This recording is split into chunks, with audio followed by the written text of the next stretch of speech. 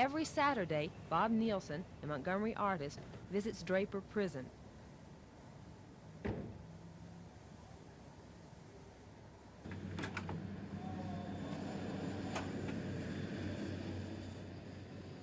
The prison board calls him an artist in residence, though actually, Nielsen is the only artist not in residence at Draper Prison.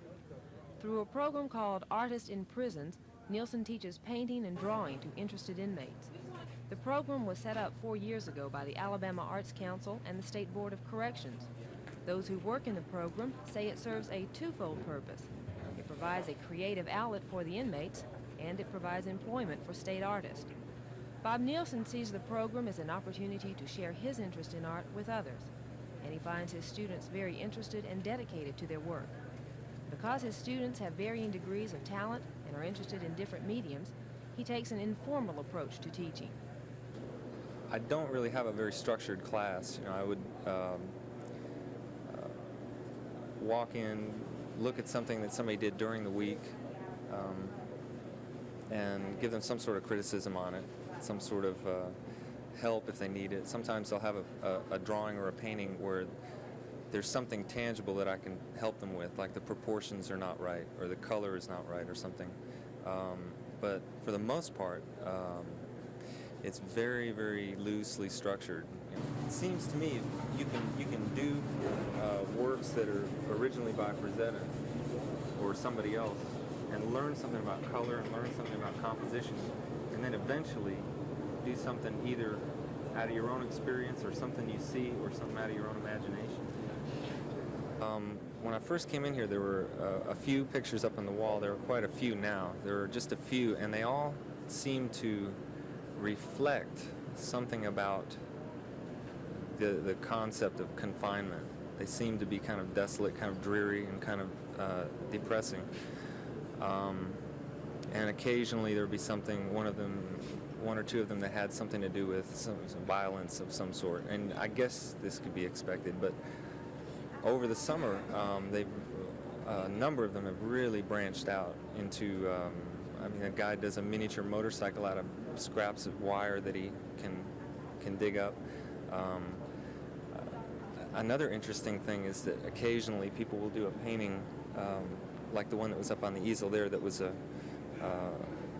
the direct opposite. Instead of reflecting confinement, it reflects, complete freedom. A man with wings flying up diagonally across the picture. It's interesting, but they're going in all different avenues. There's for each one of them, there's a different approach. I've been in this program since last September. Do you feel that it helps you? Definitely. Prior to that, I'd been in the institution a year and a half, say, and accomplished nothing. Felt like I wasn't doing anything, wasn't going anywhere. Now I can express myself through my art. I think it's the greatest thing in this institution. Here, you can make your time serve you rather than you serve the time. It gives you time to think, times to express yourself on canvas, writing, get away from the jungle down the hall.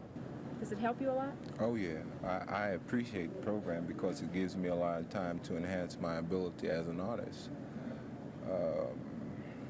I want to extend my ability so that when I return to my home, my family, what have you, I can get into it again, and hopefully I will have improved. So you were in art before you came to Draper? Yes, I was. I've been drawing since I was a child, but I haven't gotten into too many different mediums such as acrylics and oils, and so I'm trying my hand at oils, and I find that my drawing ability helps me a lot. The difference between black and white and color is that there are colors that harmonize with other colors, and I just want to improve my understanding of what color is all about. So it's helping your ability. Does it kind of help pass the time? Do you also see it as perhaps a therapy? It is a therapy. I find relaxation, enjoyment out of the things that I draw. I like the idea of pleasing myself as well as others with the things that I do. It helps. It helps. And going back to what you said about the idea of it being a kind of therapy, it is. It really is a kind of therapy. And I'm thankful to Almighty God Allah for that. The more inmates who would like to participate than we have space or facilities or money actually for equipment and supplies. We also have some of the shopping centers have displayed some of the artwork, and there's a great demand for purchasing of the products from the inmates. We just don't have the equipment and supplies for the inmates to use. Is this an area that you are going to make specific efforts to Very try to definitely. continue? Yes, we're going to try and talk to some foundations and others who have money to see if we can interest them in supplying us with some of our needs here. I had come here with the attitude sort of preformed in my mind that I would be teaching them, me teacher, you student, you know, and I will instruct you. But I found out very quickly that each one of these guys has an ego, which is, I think, a healthy thing. And each one of them has certain things they want to say with their work, and it's kind of a mutual education. You know, I'm learning something. In some cases, they're teaching me something about art and about making a picture, but more often than not about how to really express yourself. Their work is in the better examples. Their work is a very direct self-expression. This is Glenda Webb, WSFA TV News at Draper Prison, reporting for Composite.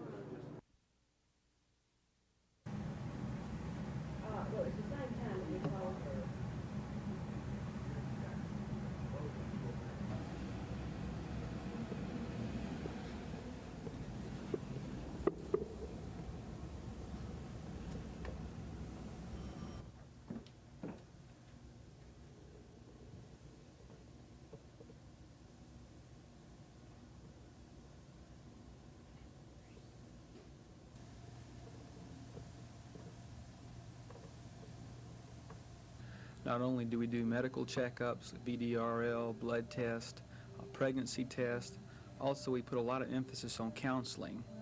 Counseling before the abortion, counseling the day of the abortion, and post-abortion counseling. All of us here are strongly pro-choice. We go into the 5 alternatives unwed mother can choose from. Abortion is simply one of them. My main experience here has been that of counseling males in the clinic. This has been a neglected area. In Berkeley, in Colorado, and in Cleveland, this is being done. I'm the first male counselor in Alabama that we know of. I find that fully 1/2 of the males are coming into the clinic. I have not had a male yet turn down the service. I will see a group of males, usually from 4 to 6. One of the main things I instill in them is a responsibility toward the use of contraceptives. What type of information do they usually want?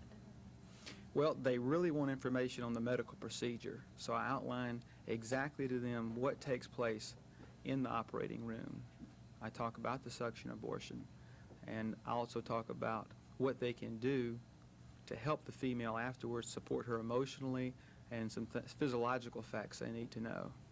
Do they ever want counseling as far as other methods are concerned rather than having an abortion? No, but see, I just mainly do crisis counseling the day they get here. They do want that information, and the female counselors during the week provide that.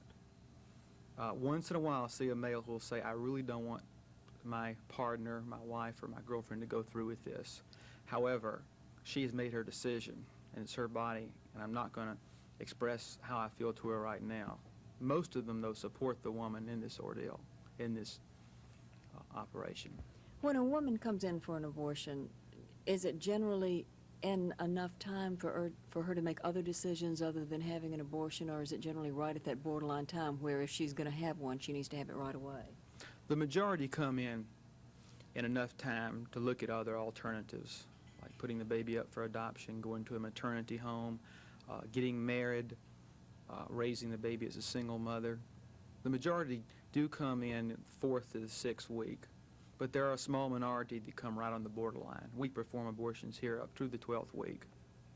Do you often have women who make the decision to go another direction other than having an abortion? In many cases, we do. However, in the majority of cases when they come here, they have their mind made up. We help them clarify values, help them deal with their feelings. We feel like this is a highly personal choice, and we do not want to coerce anyone into having an abortion that's not fully prepared to deal with it emotionally and physically. We perform first trimester abortions through the 12th week.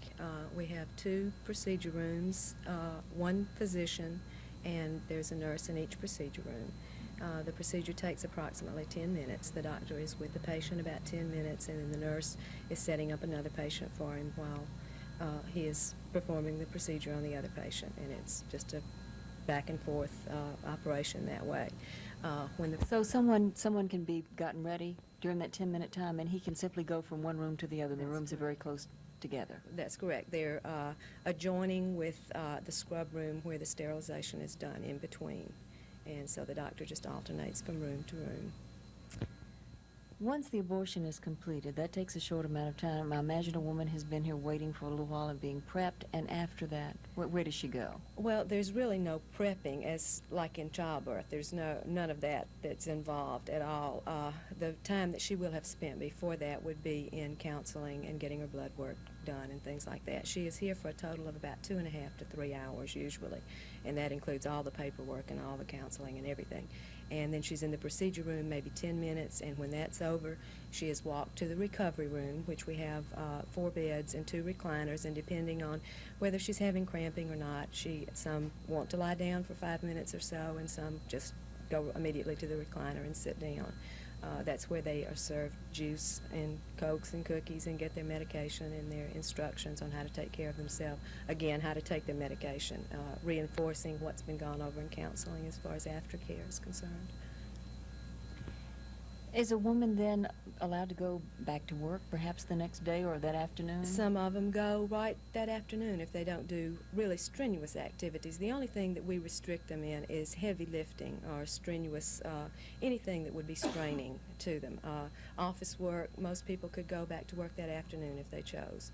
But a woman can resume most normal activity. Most normal activities immediately. As soon as they leave the clinic, go shopping, go to the zoo, whatever. This is a money-making concern. It is supposed to be. It is a privately owned clinic, as both clinics here are, and our understanding is that the people who own the clinic do not expect it to make a profit for at least a year because there's a lot of expense in setting up a clinic. The equipment is extremely expensive, and so they don't really expect to make a profit at all for at least a year. And we haven't been here a year yet. What does it cost? Our fee is $175. That includes all your medication, your aftercare, your 2-week checkup, and all the birth control counseling. And if you choose birth control pills, it includes your starter pack of birth control pills. Do you have many instances of a woman who has an abortion and then has a severe emotional reaction to that? It has been very, very rare in our clinic. We have seen almost 400 patients, and the emotional reaction, there is an immediate, you might call it emotional reaction, but I think it is partly physiological also, the hormone change immediately. There will be tears a lot of times, but by the time they come back for their 2-week checkup, they're bouncing. You know, it is a relief for most people. You know, it was a crisis situation that has been taken care of. The ones who do need further counseling, we have a board of advisors that we can refer them if they choose. We have psychologists, social workers. Anything that might be needed is available for referral from us.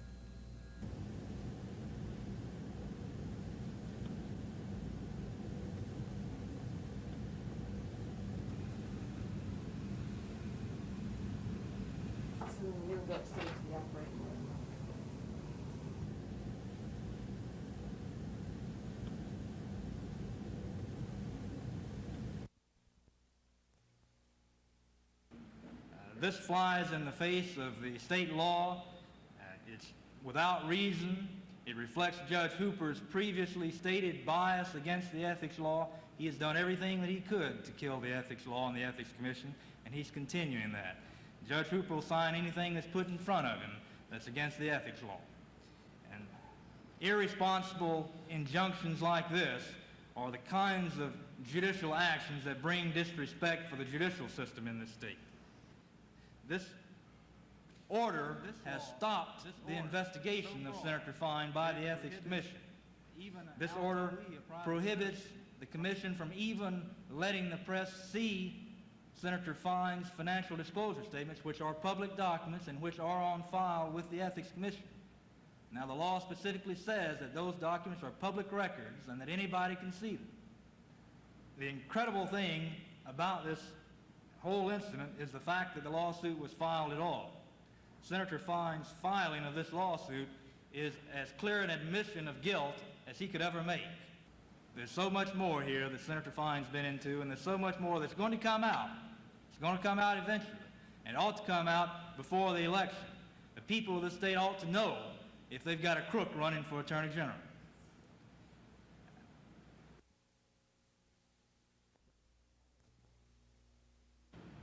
I have further found out that U.S. Attorney General Griffin Bell has ordered the Birmingham grand jury not to report until after the election because he does not want the federal government to get involved in Alabama politics. And he feels that to indict an alleged criminal running for public office would be unfair to the voters of Alabama.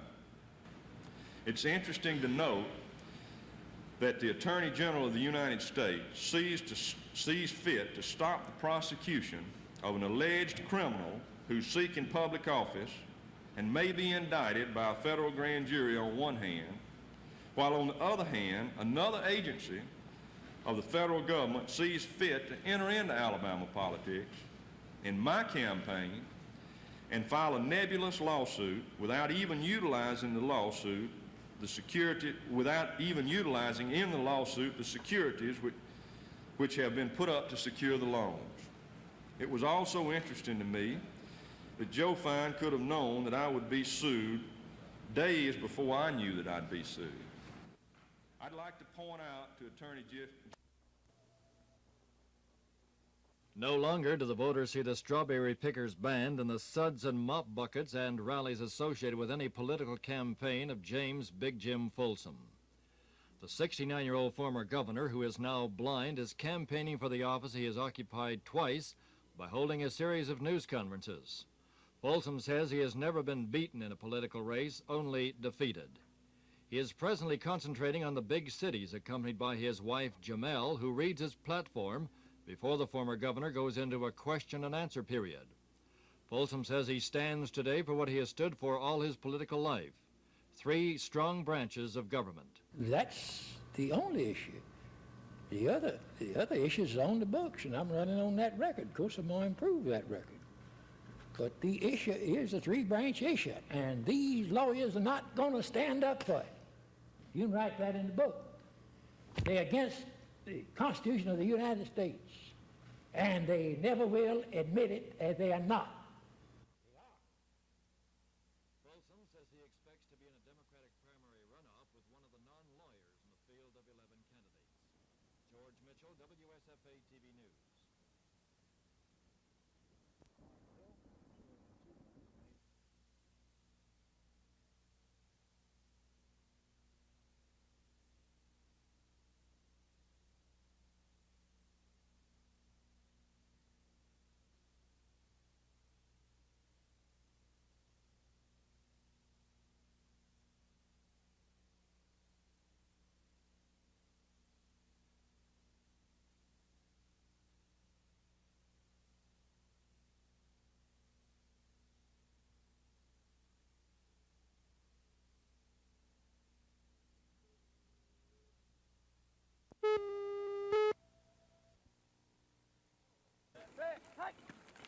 Elba, a small 3A school, returns 13 of 22 starters from a team that finished with a 6-4 record last season. But fewer players have tried out for football at Elba this year, so head coach Mac Wood says he'll have to use several players both ways. But Wood says even though Elba has fewer players this season, there's no dead weight on the team. All are capable of playing. Elba should be strong on the line, but Wood looks at the backfield as a problem. We lost a good many running backs last year, and also we lost some folks in the secondary. But on our line, offensively and defensively, we're in pretty good shape. If there was a weak point in your team, what would you say that would be? I think it'd be our running back situation because we lost 3 running backs and our quarterback from last year's team. And although we have experience coming back at that position, this area would be weakened. On offense, Elba runs out of the veer and expect the Tigers to throw more this season, but Mac Wood hopes to throw only because Elba wants to, not because it has to. Dan O'Brien, WSFA TV Sports.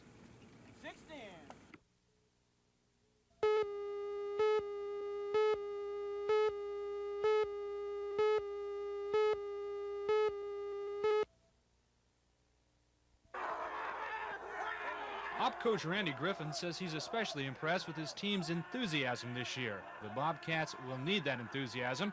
They finished with an 8-2 record last season, but only 8 starters returned from that team. On offense, Op uses a variation of the veer with split backs, and Griffin says the Bobcats should have a pretty good passing game this year. But like most coaches at this time, Griffin is worried about the defense. When we first started out, we was real concerned about our defense. We lost 7 out of 11 on offense, 7 out of 11 on defense, but we was real concerned with our defense, and we still feel like that's the group that's got to come if we're going to be a real success this year. And first of the spring, our offense was winning over defense pretty well, but now the defense coming around, getting a lot of pride in themselves, and doing a real fine job there. And we think we have a real fine offensive line, and our backs are coming around now with a little bit of depth. So we're just looking forward to it, and I feel like if we have any, maybe the weakest part we thought was defense, but I think now maybe they're catching up with our offense. Schedule could pose a problem for Op this year. The Bobcats play 5 teams that usually make the playoffs. That includes the season finale against arch-rival Andalusia. But Randy Griffin says he's got more kids ready to play football than he's ever had, and they're looking forward to that first game August 25th against Headland. Dan O'Brien, WSFA TV Sports.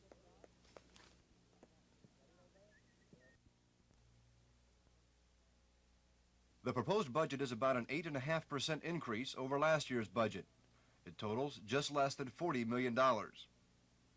If the budget is approved by the council as it now stands, the Office of Public Works Directorate, headed by Captain Wilburn McFarland, will be abolished January 1st, 1979. That would be the 5th such department to be abolished since Farmer has been mayor. Also in the proposed budget is a 5.5% pay raise for city workers. The raise would assure a minimum of $450 per year increase per worker. The only major personnel increase would be 25 additional police officers. But the police department would also receive 53 new patrol cars to accommodate the new officers and to replace worn-out automobiles. The fire department would be appropriated funds for 3 additional persons for a new arson squad. The threesome would investigate what the mayor calls an increasing trend in fire for hire. Although the salaries allotment for the city's sanitary department would be increased due to the pay raises, the proposed appropriations for equipment for the department is more than $200,000 less than last year. That's due to the large volume of equipment purchases over the past year. 1/3 of the city's income to pay for the budget will come from the city sales tax, totaling more than $13.5 million. The next largest contributors would be real and personal property taxes and federal revenue sharing funds. Mayor Farmer says the city of Montgomery is in good financial shape, unlike so many other cities these days. But he says that's no accident. For instance, this year, the items in the budget are only those which are necessary and affordable. The mayor hopes using this formula, he can keep the city of Montgomery in good financial shape. This is Dave Rickey, WSFA TV News reporting. Shortly before 11 a.m. this morning, a black male between the ages of 24 and 25 years old entered the First Alabama Bank on the Mobile Highway. The suspect is reportedly wearing black pants and a green shirt and is described as having a dark complexion and bushy hair. After entering the bank, the suspect approached a window and demanded money. The teller responded by giving him a bank filled with paper, a small amount of money, and a special red dye. The dye was timed to react, coloring the contents of the bag and the suspect's hands once he left the bank. According to a bank spokesman, it is not known whether the man was carrying a gun. No one was hurt, no injuries at all to either bank employees or customers. Do you know if the suspect was carrying a gun? No, I don't. I do not believe that he was. What amount of money was taken? The amount of money has been determined to be $20, and the police have recovered the $20. Do you know where the money was recovered? No, I'm not sure at this time. They just came in and said that they had recovered it. I'm not sure where they found it. A police tracking dog was also brought on the scene. Officials say the canine picked up a scent which later led to a dead end. From the traces of red dye behind the bank, the suspect is believed to have left the bank on foot and traveled west. However, local police and FBI agents are also looking for a checkered cab, last seen driven by a black male wearing a green shirt and black pants. Janet May, WSFA TV News.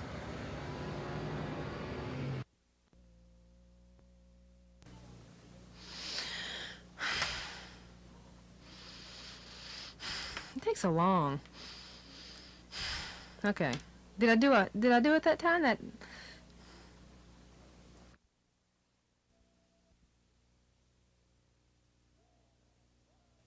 The Elmore County Panthers of Eclectic are usually playoff contenders. After the Class 2A state championship in 1976, the Panthers again made the playoffs last year before losing to Handley in the first round.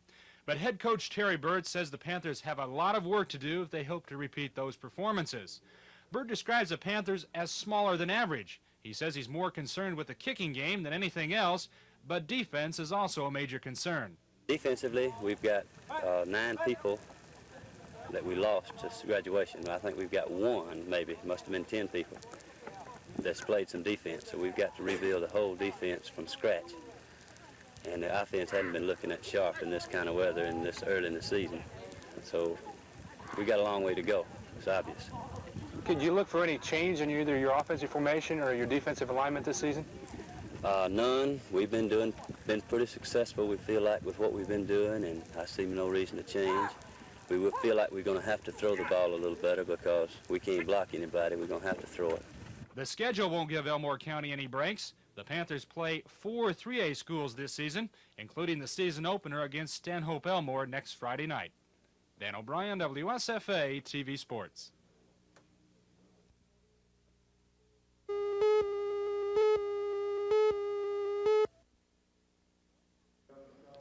Joe Fine of Russellville just completed his second term in the state Senate.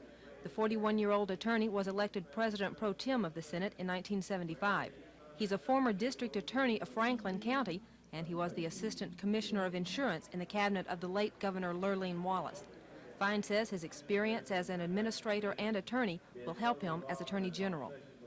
I'm the only candidate in the race that had the experience of practicing law for 15 years. I've also served as a district attorney. I've also been involved in state government for 8 years. I think I know the functions of state government, how the agencies work, and I think I've demonstrated that I can be a good administrator and can run and operate the office. What do you think the office, staff-wise, of the Attorney General's office should consist of? What type of people would you bring into the office? I think that goes back to the definition that I gave of an Attorney General. I think that you need competent people that are competent lawyers in the fields that they're specializing in, because the Attorney General is the chief law enforcement officer of the state. He is the advisor to each and every state agency. He is the attorney for the state of Alabama in all civil and criminal matters. So you need people that are qualified to deal in those various areas and various sections of state government.